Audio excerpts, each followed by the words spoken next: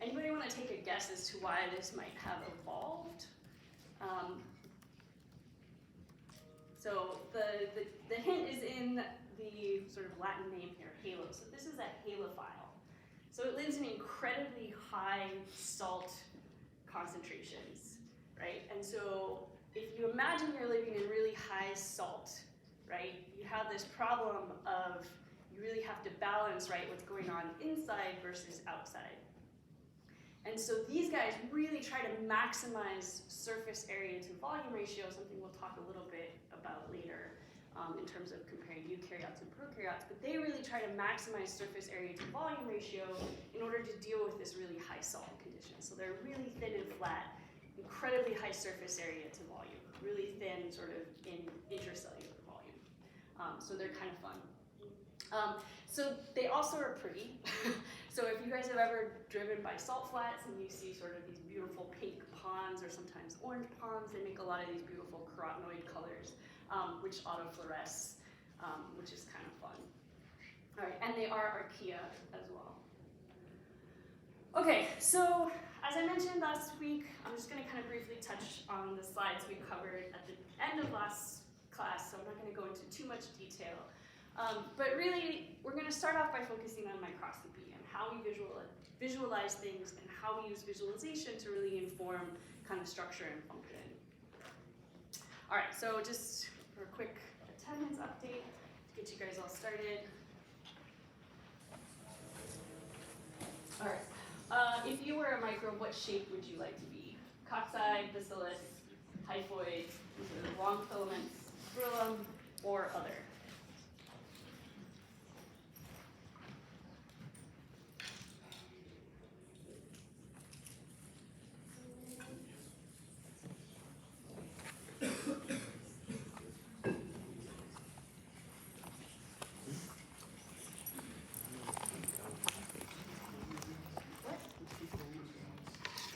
Yes, it's 1616. Okay.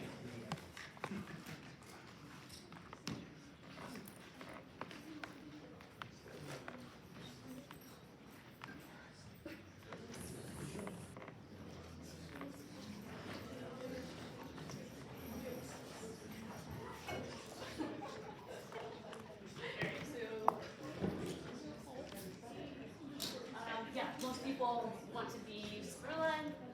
I agree, kind of one of the cooler shapes. Guessing nobody else wanted to share. All right, so again, we talked about sort of the importance of microscopy and really even just proving, right, to humans that microbes existed. And there's of course been an evolution of our ability to visualize things. That at first really largely depended on magnification, right? So being able to get an image from something that of course is 1 or 2 microns to something that is able to be visualized by our eye. And there have been a lot of improvements. I will say, like, just in the last 10 or 20 years, there have been some really cool inventions or sort of modifications of things like electron microscopy that are really sort of pushing the limit of what we can visualize in cells. But the first person, we talked about Antony van Leeuwenhoek, right, because he was the first person who really was able to resolve microbial cells. And then, of course, this is something that you guys are going to do a lot during your lab period, being able to visualize cells and use a bunch of different stains to try to see organisms and different sort of aspects of organisms as well. All right, so there are a diversity of shapes. Again, this diversity is very low compared to sort of the genetic and metabolic diversity that we see in microorganisms. But there's still some really cool things that go on. And a lot of these adaptations, right, have roots in, how eukaryotes have really been able to sort of modify structures. So this is an example of archaea, again within the halo archaea, but these cells kind of form a fake tissue or a pseudo tissue through their sort of flat planal division.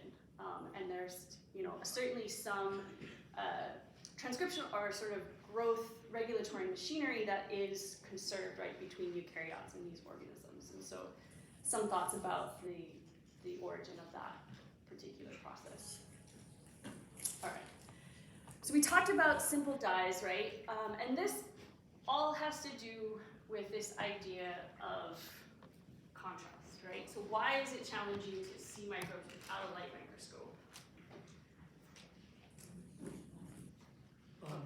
Because you can't see something that's smaller than the wavelength of light that you're trying to use to look at it. So some of these things are smaller than the smallest wavelengths of visible light.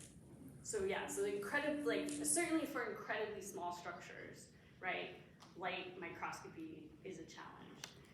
And we'll talk about this a little bit later in the course, but there certainly are organisms that are below sort of that wavelength where it's really easy to detect.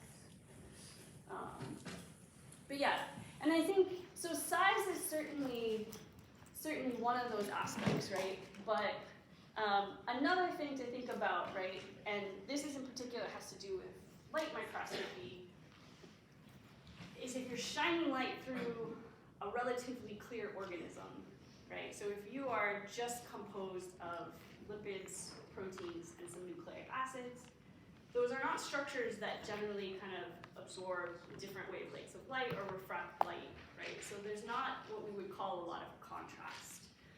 So that tends to be one of the bigger constraints with light microscopy, and why we have to use things like stains, because our eyes, right, need some level of contrast in order to start visualizing things. Okay.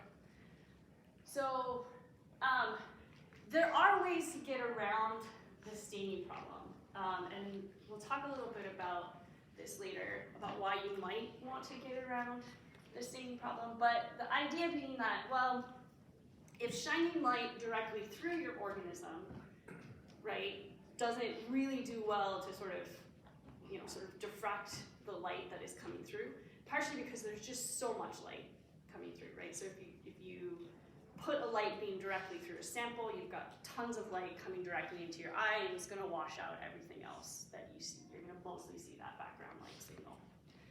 But if you shine light on your sample from a different direction, right, and you collect only the amount of light that is getting sort of diffracted by your sample, you can begin to better sort of visualize the structures that you're actually looking at, and be able to tell exactly that there is something that is physically present and that it has, potentially some sort of shape. So this is just an example, right, of the same yeast field of view using 3 different types of microscopy. So here we have, your normal transmission light microscopy, which these are relatively big organisms, so you can see, but obviously they look much sort of larger, they pop, and they're much more refractile under phase contrast and things like dark field microscopy. All right, so why would you choose to do this phase contrast over staining a microbe?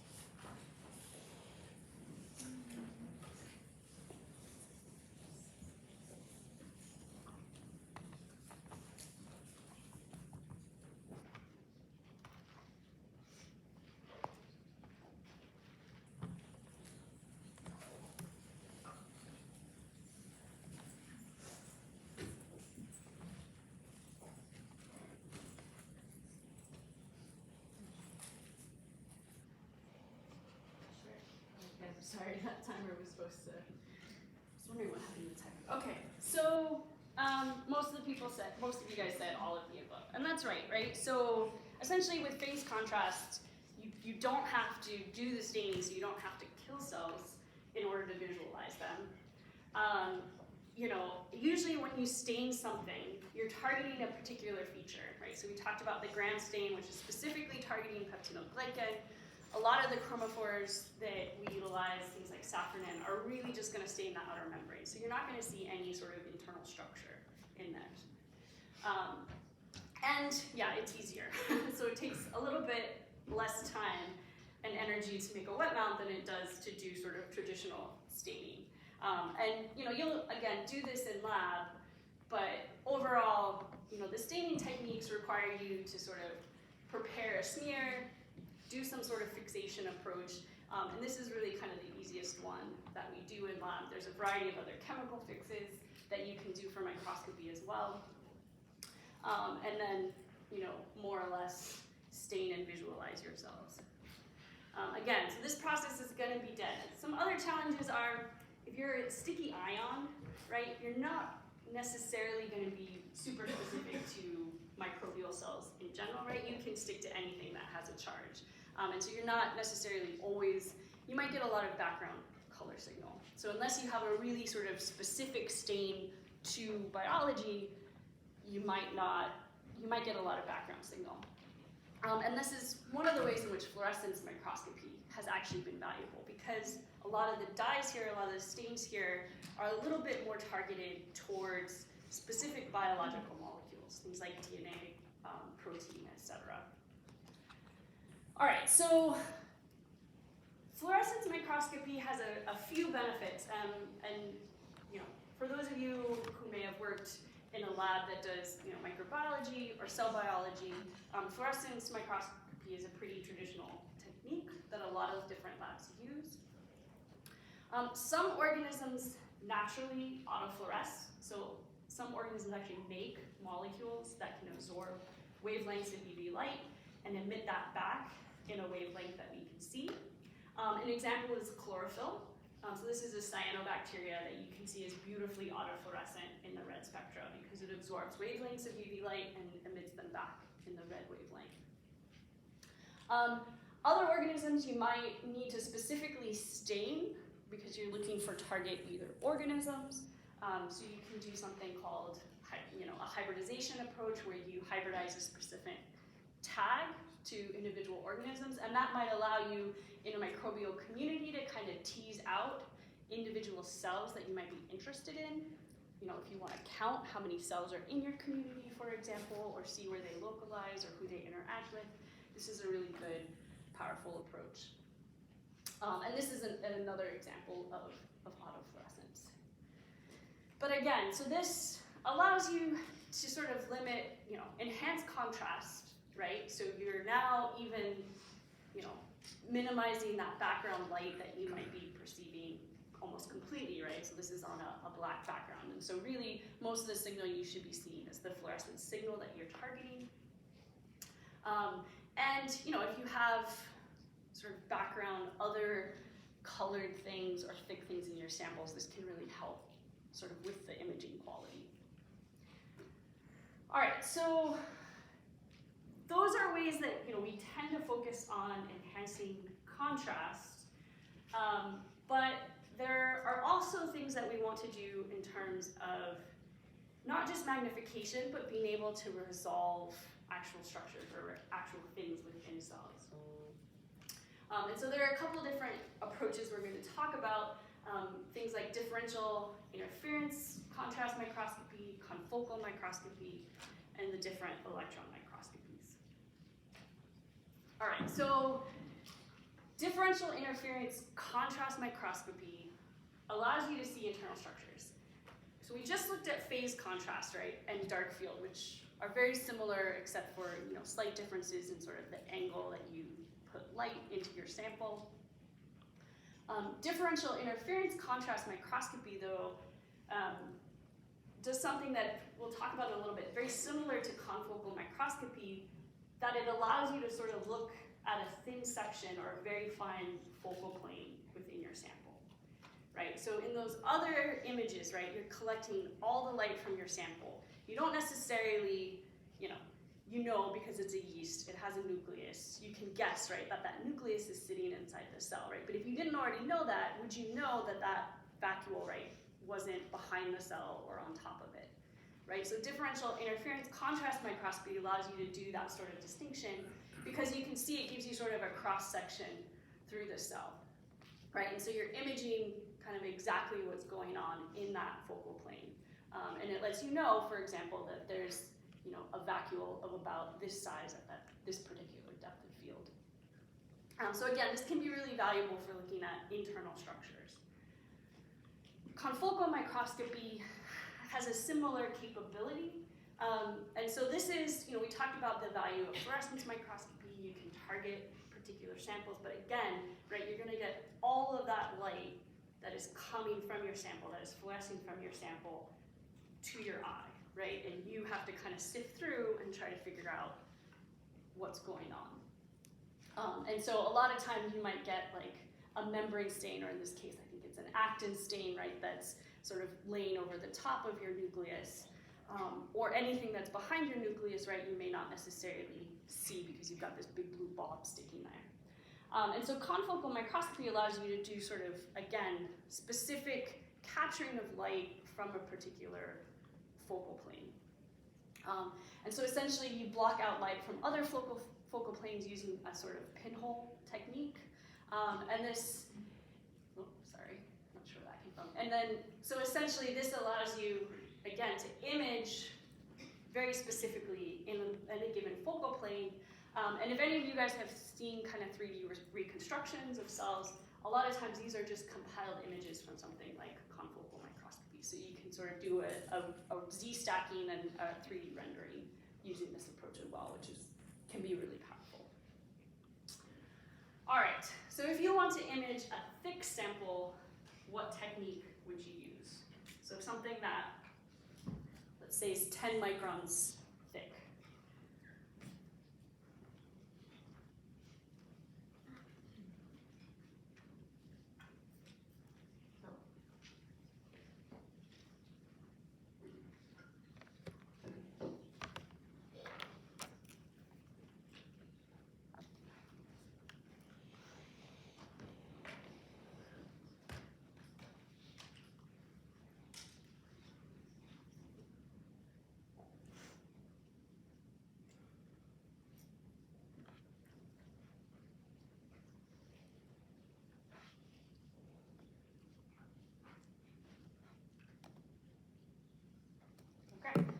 So most people said confocal microscopy, right? And exactly, it's for that reason, right, that you're able to do sort of specific looking at individual focal planes that really makes this a powerful approach for looking at thick samples. We'll talk about electron microscopy in a little bit more detail, and you can look at, for example, thin sections of a sample, and it does allow you to look at internal structures. But to my knowledge, nobody's really done with sort of traditional electron microscopy, that sort of 3D rendering, because it would be incredibly laborious, is probably the main reason why. And, there is some cryo-EM work, though, that does allow this, which is kind of exciting. All right, so confocal microscopy is what we're looking for. All right, so next we're going to talk about electron microscopy, right? And so we're getting away from actually using light to do visualization and moving towards using electrons to do actual resolution and imaging. And so there's a similar principle involved here, right? But instead of having a beam of light shine onto your sample and interact with your sample, in this case you're having a beam of electrons which interacts with your sample. Usually it reflects back. There is, so scanning electron microscopy, you'll capture the electrons back. Transmission, you capture them on the other side. But again, these are all done with electron detectors. But why is electron microscopy much higher resolution than traditional light microscopy? Maybe take a few seconds to talk about it, and then we'll talk about it as a group.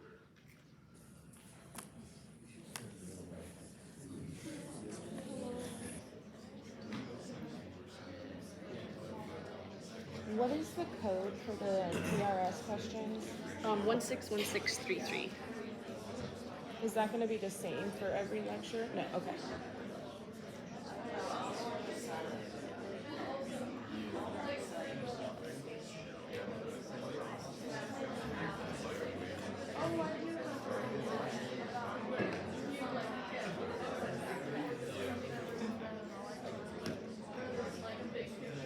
Anybody want to be brave and answer?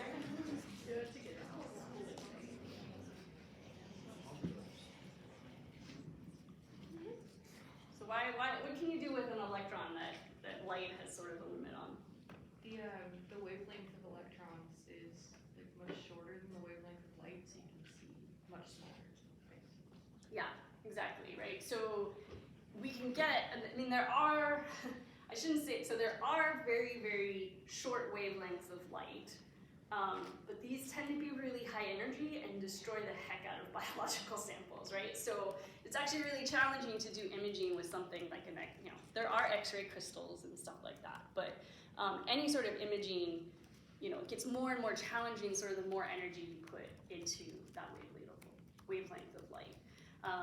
And so there's sort of tricks that we've learned to do, and you're right, you're absolutely right, right? We can get that wavelength of an electron down low enough, and we can tune it with, power such that it doesn't absolutely destroy our sample, which is very nice. There are some caveats. So this is a couple of examples of things like scanning electron microscopy and transmission electron microscopy. All right, so just to kind of talk about these approaches, so with thin sections of TDMs, normally what you do is you take your sample, you embed it in some sort of resin, and then you do a preparation that essentially dehydrates the cell, fixes it, and tries to basically preserve as many structures as you can to do this sort of imaging. I've done it before. It really takes a long time, and it's kind of tedious, and it really is annoying when it doesn't work out very well because it was, again, a lot of time and energy. So there are people who are really, really good at this approach, but it is something that is pretty challenging. So most people tend to do sort of native TDM, which is just sort of throwing your cells in a TDM, and again, collecting those electrons on the other side of the image, versus scanning electron, which is collecting the ones that come out or that are reflected back to a detector. And there are pros and cons of these approaches.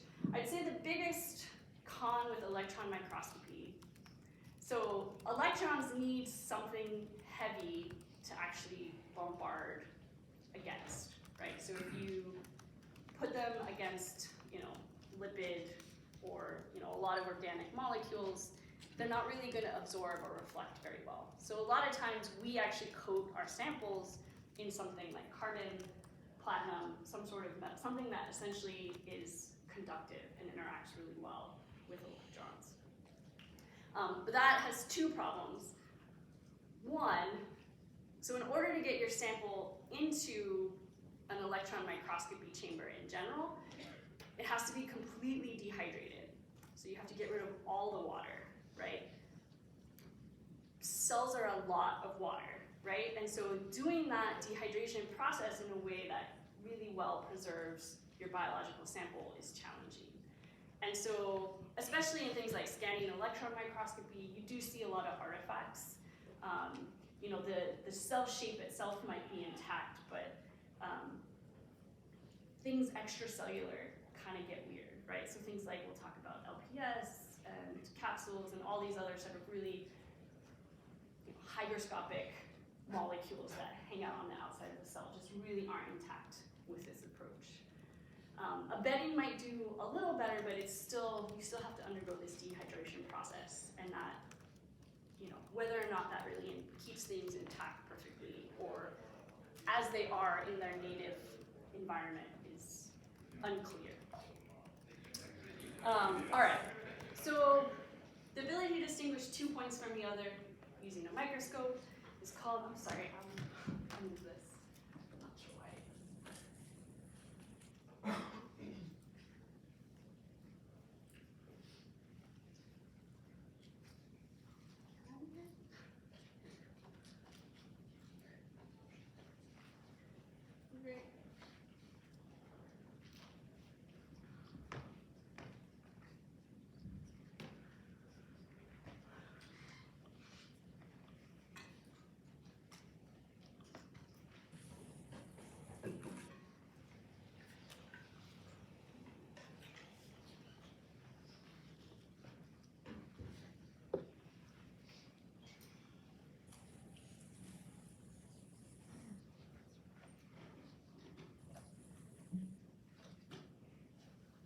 Great.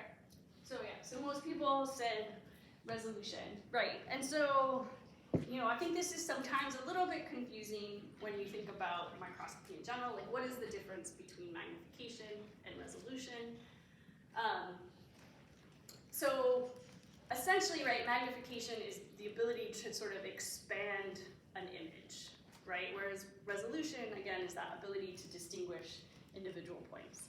And last year, I think students were confused by this. So one of the things that, the example we gave, so how many of you guys have ever, you guys probably have generated images, and there's a file format called dots per square inch, right, or dots per inch, right, DPI. So let's say you have 10 DPI, right, so that's essentially your image resolution. So if you blow that up, right, you're gonna basically see sort of 10 big blocks. And you compare that to something that has, say, 300 DPI or 3000 DPI, right? You'll be able to resolve images much better because of that, basically that resolution where you can start to get that sort of particular information. And so you can magnify all of those at the same level, right? But the image that you're gonna get, right, the resolution that you'll get in your image can be very different. And the reason I bring this up, right, is because this is where electron microscopy is really powerful. Because again, that ability to sort of tune the amount of electrons that you're putting onto a sample to try to really get that as good an image or as high a resolution image as possible. All right, so this is not something that's talked about in your book, but I wanted to bring it up because this has, I think, been sort of one of the more exciting areas of microscopy in the past decade or so. These are, I think there were like 2 in the world when I was your age, and now there's, this is a much larger field and a lot more people doing this sort of microscopy and imaging. So electron cryotomography deals with a couple of challenges of electron microscopy in that, one, it's better able to preserve native samples and native structures because it does this incredibly rapid freeze technique in a solvent that really easily volatilizes. So you usually sort of do a liquid ethane preservation, and so you do this at an incredibly cold temperature and you do it incredibly quickly, right, which is something that we don't do for a lot of the other EM techniques. And in theory, right, that gives us much better resolution of native structure. So the things that we can see with cryo-EM, the idea is that these are much more like what we would expect them to be like in real life. So this is just an example of some cool structures that have been visualized relatively recently with cryo-EM, things like the flagella molder, and exectosome, and these are things we'll talk about a little bit later. All right, so again, one of the big innovations is this flash freezing, right? So you don't need to dehydrate your sample, and you don't need to fix because you've preserved with and by freezing. This also means you have to do your imaging really, really cold. So that's sort of one of the challenges that they've overcome here. And another thing that they've been able to do here, I talked about how it's really hard to do 3D rendering with something like TEM, right, which gives you again those really thin focal planes of light. In this particular case, you are able to get 3D rendering, at least not complete sort of 360-degree angles, but you can get sort of a good amount of information from almost 180-degree angles of your sample. And this does allow you to get some 3D reconstruction. And so this has actually been really important for structural biology, again, trying to get an idea of what native structures of particular things within cells look like. And structure often does tell us about function, which is something that can be really important. All right, so this has, I think, been a big push, is using this sort of cryo ET approach, not just for sort of cell structures, but even looking at protein structures themselves. So prior to this, most of our protein structure work had to deal, or was based on crystallography, which means that you have to crystallize your protein. Again, you have to dehydrate it, you have to put it into some repeating pattern. A lot of proteins just really don't crystallize, especially membrane proteins, right, which have very hydrophobic moieties within them. And so this has been really powerful, I think, especially for membrane proteins. All right, so this is sort of a big picture question, and we'll actually talk about it next time, but if you wanted to image motility via flagella, which is about 20 nanometers, with microscopy, what imaging technique would you use?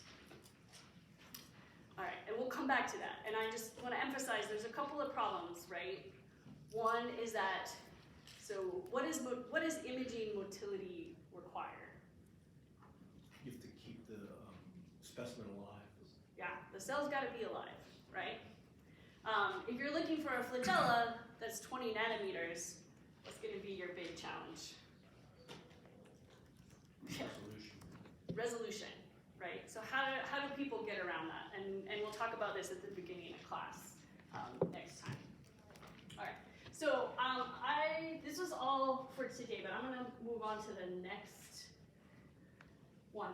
Trust me, the lectures will get